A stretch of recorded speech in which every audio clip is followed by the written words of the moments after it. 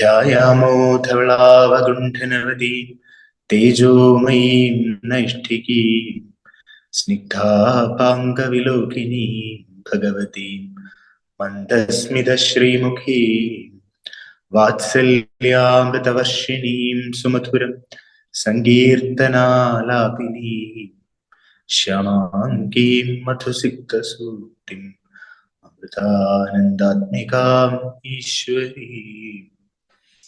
Om Amriteshaya Namaha. Welcome you all again. Let me invite Jesus sir for taking the class. Thank you. We had started our geography part of the Ṛgveda with our previous class, and I hope all of you got some familiarity with the river names that are used in that are found in Ṛgveda. So there are it's like around 30 plus river names, but maybe when you read it or look at it for the first time, maybe you may not be able to get familiarized. But the subsequent chapters is completely focused on each river. So as we progress in our studies in different courses, we will have more and more familiarity with the rivers.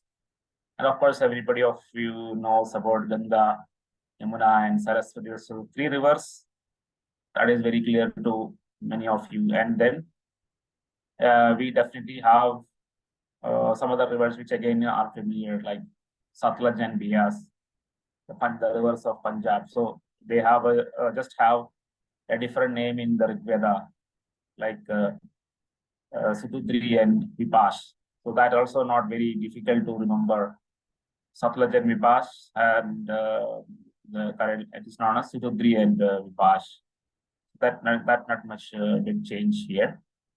And you have the river that is the border river of India and Pakistan. So if you look at the map of India, look at the Punjab region, there will be a river flowing, which is bordering Punjab and Pakistan. So that is the Ravi river, which in the Ṛgveda they mentioned as a Parushni river. And then you go a little more westward, you see the Chenab river, which is anyway completely in Pakistan, and that is known as Asikni, the dark river, Asikni. And then you move further, you have the Kashmir river, the river of Kashmir, which flows in Pakistan as well, the Jhelum river,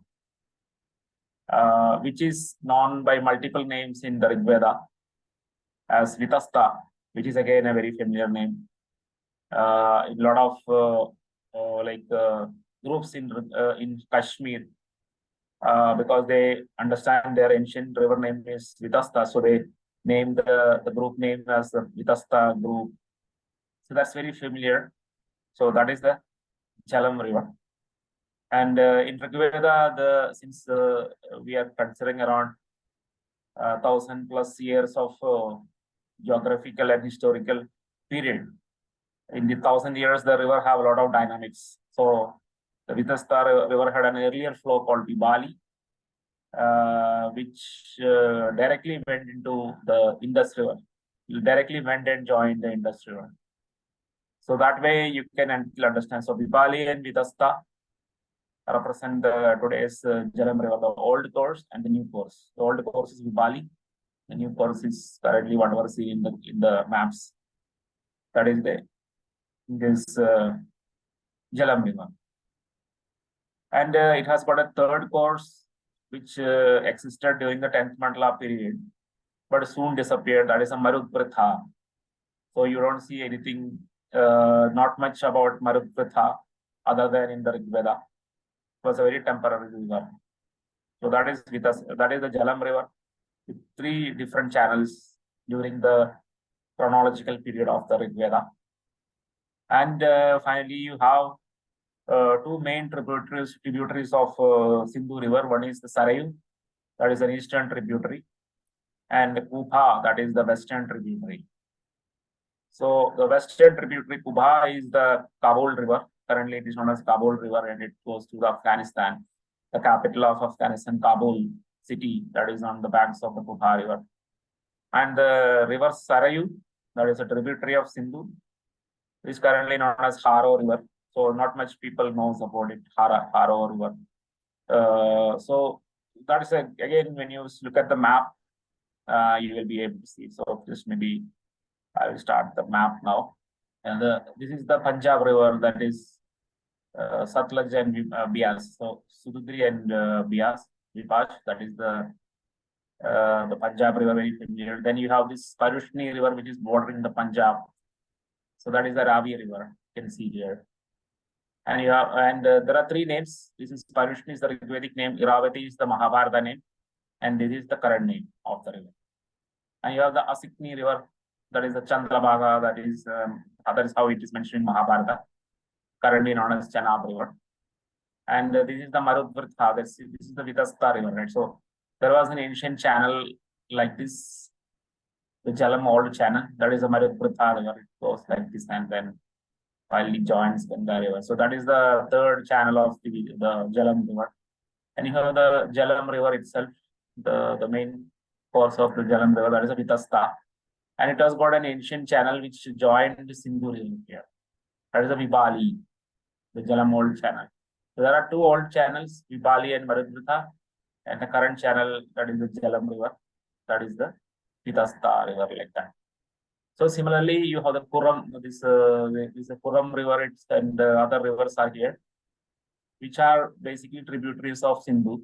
So just towards the north of it here, there is Sarayu River here, the north of the Sindhu, and then Kubha River to the west. Yeah, here, if you look at this is the Sindhu River going like this, and you have Kubha River that is going to Afghanistan and Kabul, and the Sarayu River, which is the eastern tributary going towards this Kashmir Valley, like, so it's going towards Kashmir. So it's the eastern river, eastern tributary of the Sindhu River, and the western tributary of Sindhu River. So these are the rivers I mentioned. So this is like some of the ways to familiarize with the river names. And just I'm going through this slide so that you know what is the kind of rest of the talk about, wherein you get to know a lot many more rivers and some of the events happened in the rivers. So here again, the Sindhu River and the two tributaries of Sindhu very clearly shown, like the Gupha and the Sarayu River, the Haro River here, and it goes like this. And of course, you see the name Gandharva. This is in the Mahabharata. This place is called Gandhara. So there are not much difference between Gandharva and Gandhara. Some of the people asked me that question last week. So these are some of the rivers, and there are some other rivers like Sushoma and Arjgiya, and you can see like earlier they were tributaries of the Sarayu River. The Sushoma and Arjgiya joining in Sarayu, and later they become like tributary of Sindhu, like they started flowing like Arjgiya and Sushoma start flowing like this. This particular region got cut off, the water got cut off here, and then the Sarayu become like Sarayu started having lesser and lesser river, lesser and lesser water, and that is why it is not mentioned in the 10th mandala. River Sarayu, that is a tributary of Sindhu, finds prominently mentioned in the middle Ṛgvedic period, but in the late Ṛgvedic period, not much mention about it. That is because of the river dynamics. So this is the 4th mandala and the 8th mandala situation. So as I mentioned, the river changed the course in a matter of 200 to 300 years, and certainly something will change in a matter of 1,000 years. And that is what happened because in the Ṛgvedic period extends beyond thousands of years. So, early Ṛgvedic period is minimum 1,000 years older than the late Ṛgvedic period. So then the rivers start changing its courses as the Ṛgveda is being developed. So that is the kind of things that you can see. Yeah, here, see again, the Kubha River going in towards Afghanistan is very clearly shown here. So somewhere here, the Kabul capital will be somewhere along this Kubha River. I not marked it, but see from here onwards it is Afghanistan. So like that. Okay. Yeah. So I will now go to the today's topic, So this is overall, I just show the maps so that you understand the rest of our discussion will be centered around maps, etc. So today's topic is primarily about one of the foundational topic on the geography of Ṛgveda, that is a 0 point of the Ṛgvedic geography. So when I say 0 point, what it means is that this is the place where all the things began. And how can we tell it very confidently that there is a 0 point? Because this is also about the origin of the Aryans or the origin of the Ṛgvedic people. So we have the prominent paradigm of the Ṛgvedic people coming from the Central Asian steppes, the Russian steppes, or from Central Asia. And in extreme case of Aryan theory, this Aryan invasion theory, they even say that they came from the Europe, and some say the Eastern Europe, like that. So it's all very far-fetched. None of these assumptions, these are all guesses where there is nothing related to that, whatever to substantiate such very far away Western locations as origin of the Ṛgvedic people, because the Ṛgveda itself very clearly mentioned where everything originated. The only thing is the Western scholars who studied Ṛgveda could not come up with the correct chronology of the Ṛgvedic mandalas.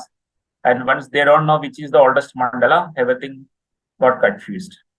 So the first step of chronological sequencing of the mandalas, like 6th mandala as the oldest, then 3rd mandala, 7th mandala, 4th mandala, like that, the 2nd mandala, 5th mandala, and then 8th, 9th, 10th. So that chronology was the key part of it. And the chronology sequencing of the mandalas are one of the big kind of work.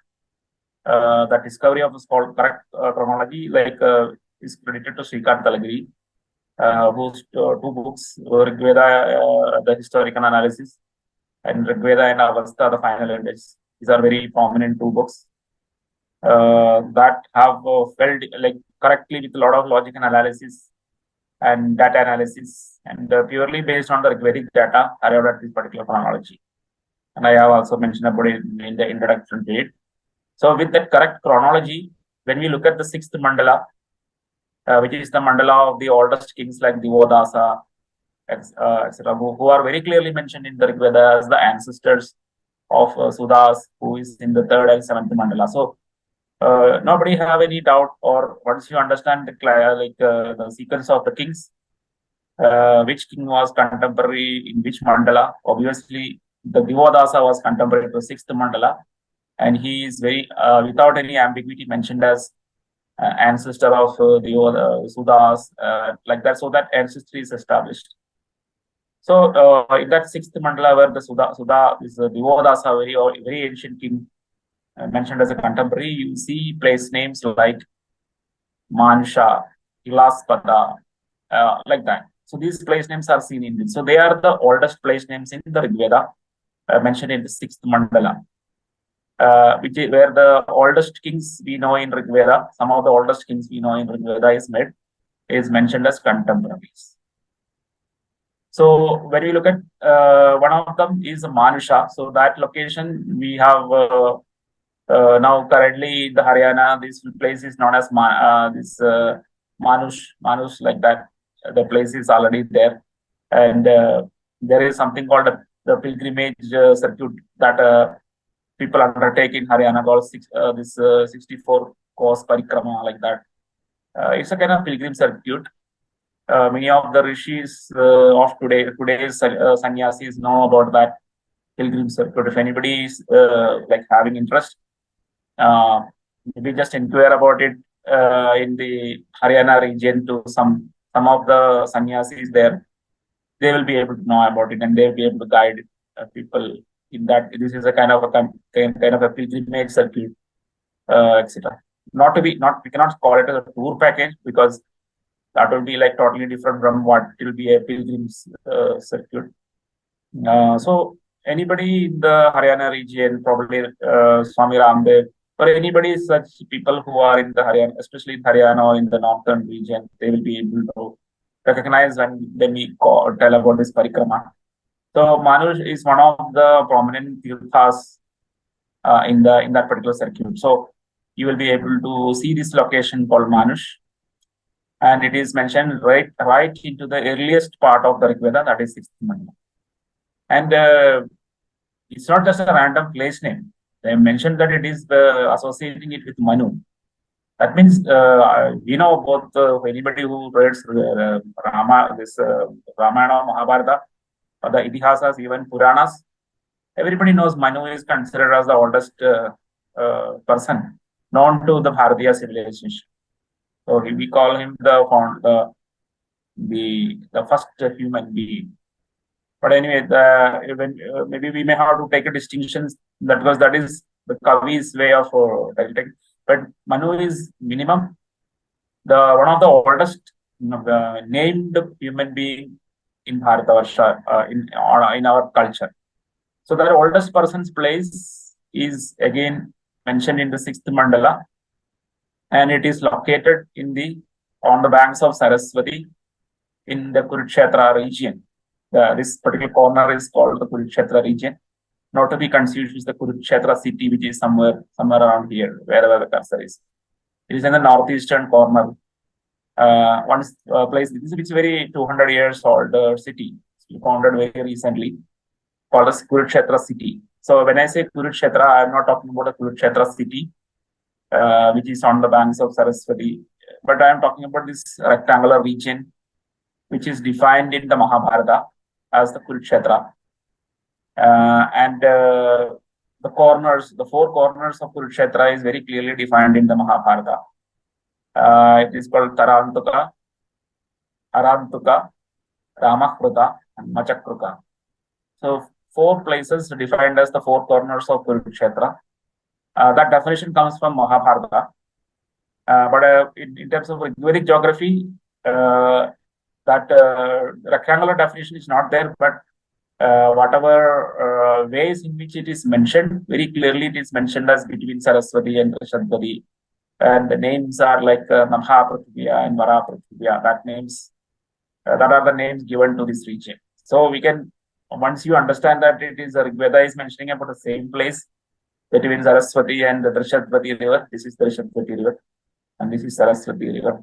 So Ṛgveda is very clearly mentioning that Nabha Prithviya or Vara Prithviya, the place which is called the Nabhi. Nabha Prithviya means it is a Nabhi of the earth, which is in a very central sacred region. What does it means? So Vishwanabhi, some other terminologies of Vishwanabhi, that is the navel of the world, the central region of the world, etc. And of course, Nabhi also signifies the birth, right? So the umbilical cord, when a child is born, the umbilical cord connects the child with the mother. So Nabhi also means origin. So the Ṛgveda is indirectly telling us that this is also the place of origin of every the culture itself. The Vedic culture originated here. Otherwise, they can use the many hundreds of different names, different Sanskrit names for this region. They just choose the Nabha Prithviya, that is, they use the Nabhi of the universe, Nabhi of the world, Prithvi, Earth's Nabhi. So that Nabhi word indicates the origin. It indicates umbilical cord.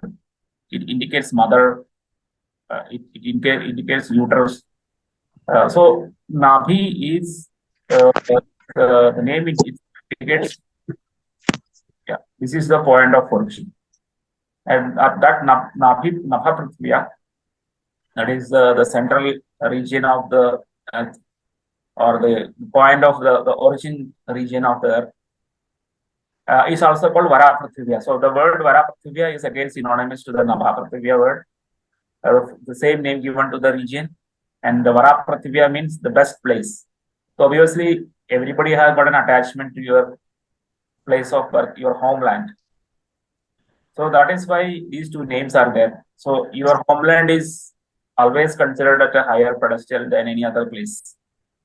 So the Ṛgvedic people have considered that place of origin as the best place. That is the Varaprithivya name. And of course, so these two terminologies, Varaprithivya and Nabhaprithivya, they very clearly establish that this is the origin of the Ṛgvedic people, or whatever the think about the origin of the Aryans. That's nowhere other than this rectangular region.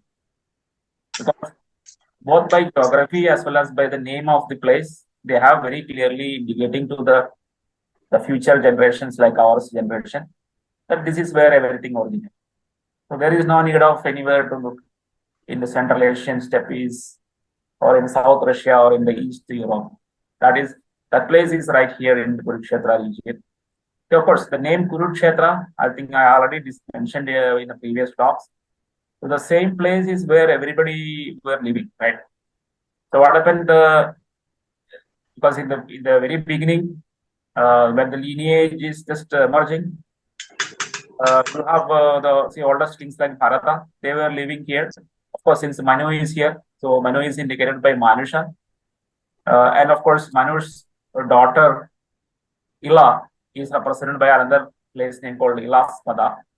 So both the father and the daughter are here, and Ila's descendants, they are like mentioned as the Chandravamshis. So because Ila is, as per the Puranas, Ila married Buddha, and Buddha's father is Soma. So definitely this Vamsha is called Soma Vamsha or Chandra Vamsha. So because of that, minimum for the Chandra Vamshis, this is the point of origin. And of course, Surya Vamshi means not very big difference. For them also, Manu is the ancestor. So instead of Ila, as per the Puranas, Ikshvaku is the brother of Ila.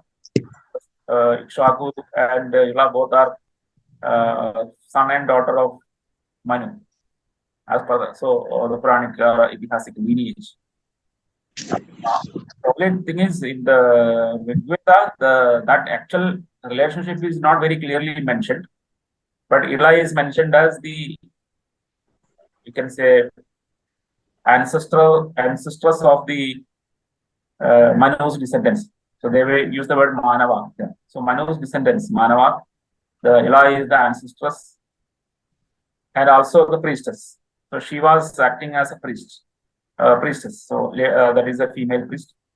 So she has that position. So, and because she was also the mother and the grandmother, so that status, so she is also the priestess. That is very clearly mentioned. So definitely, if you combine the information from the Itihasas, Puranas, and in the Ṛgveda, then there are two generations, Manu, and then next generation, that is Ila. They are both here represented as two places in the earliest mandala, sixth mandala. And they are all falling inside this rectangle, right? This rectangle is there, that is there. And so both Chandravamsha and Suryavamsha have the origin here. That is, it means.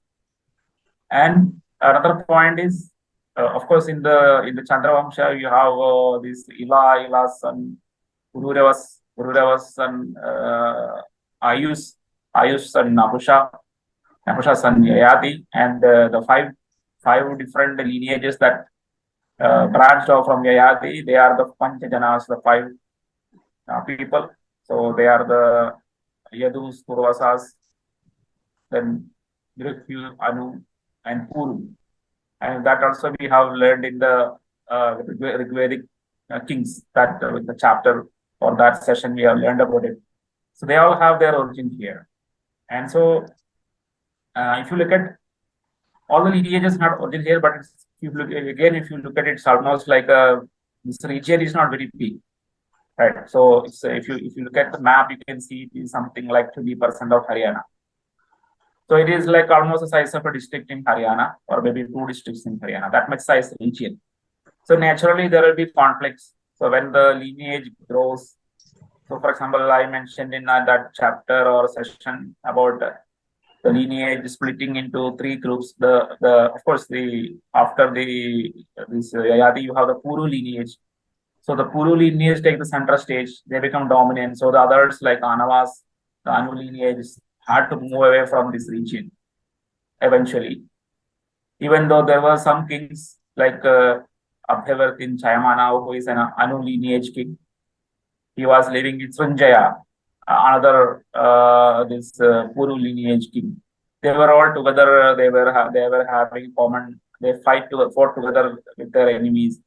So a lot of brotherhood was there, but eventually, when during the generation of Sudas, the king Sudas, who is part of the Bharata lineage, the Krishna branch of the Bharata lineage, he was very dominant, and then the Anavas, the descendant of Abhyavartin Chayamana, the Kavi Chayamana, the current king of the Anavad lineage, they have to flee.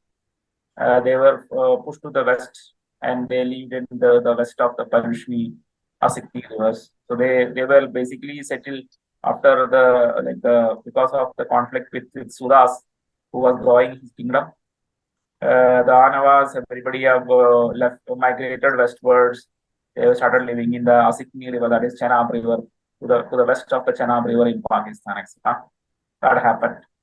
And at the same time, another Bharata king, so the cousin of Sudas, Samvarana Akshya, that is, he belonged to the Riksha lineage. He has to, again, similarly like the Anavas flood, he has to flee. So he also went westward, crossing Parushni River, that is the India-Pakistan border, the Ravi River, and finally settled in the Asikni region. So all these things happened because this region is very small and it cannot occupy all the kings. So whichever king is the weaker king, they have to leave. They have to leave to the west. Mostly they have to leave to the west side. And such kings who were banished to the western side, they had a common name. They are called the Bahlikas. The Bahlika means to go out. Behir means to exit, to go out. So the kings who were going out, later they acquired the name called Bahlika.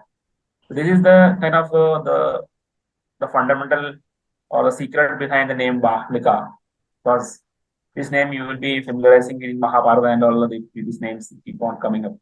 So that is how the term originated. That this is again a kind of giving a correction to many of the researchers of Veda Itihasa Puranas. They say that, look in the map and see Balk somewhere in the even beyond Afghanistan, in the Central Asia, there is a city called Balk. And when they see the name Bahlika, they automatically connect, oh, these people are from Balk.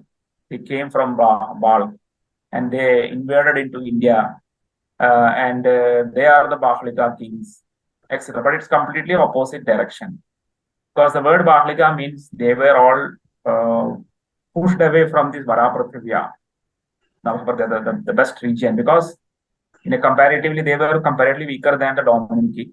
So they were asked. So this particular asking to leave. It is not always a battle or a conflict. Sometimes it can also be an understanding between the kings. And for example, Shantanu's brother is termed as a Bahlika. So you will know that Pratibha had the father of Shantanu, had three sons. That is the Devapi, Bahlika, and Shantanu. And that you will see that the Bahlika migrated or started ruling the western side of the Kuru region. So there we don't see any kind of conflict between Bahlika and that Bahlika, the brother of Shantanu, and Shantanu himself. Maybe that is a kind of a diplomatic understanding between each other. Because in the Mahabharata, the Bahlikas were cooperating well with the descendants of Shantanu, like the Kauravas, like Bhishma and Duryodhana, the people. So whenever there is anything important happening in Hastinapura, the Bahlikas were asked to come to Hastinapura and attend the Sabha, etc. So this expulsion is not always a very hostile or because of the result of a battle. Sometimes it can be a diplomatic understanding between the kings, but some other time it can be a conflict and a battle. So in case of Samvarana, it was a battle where he loses the battle and fled. So why I'm saying is that So this Samvarana lived along with the Anu king Kavi Chayamana in the this Asikni Chenab region, which is like Chenab River in Pakistan. And from another battle called the Dasharajana battle, Samvarana, who is also called Puru of Fanciful speech, so means he is considered as an enemy of Das. So Samvarana and that is the Puru and Kavi Chayamana, all those people brought another some more 8 other kings. So then they created a confederation of the 10 kings and then fought with Sudas.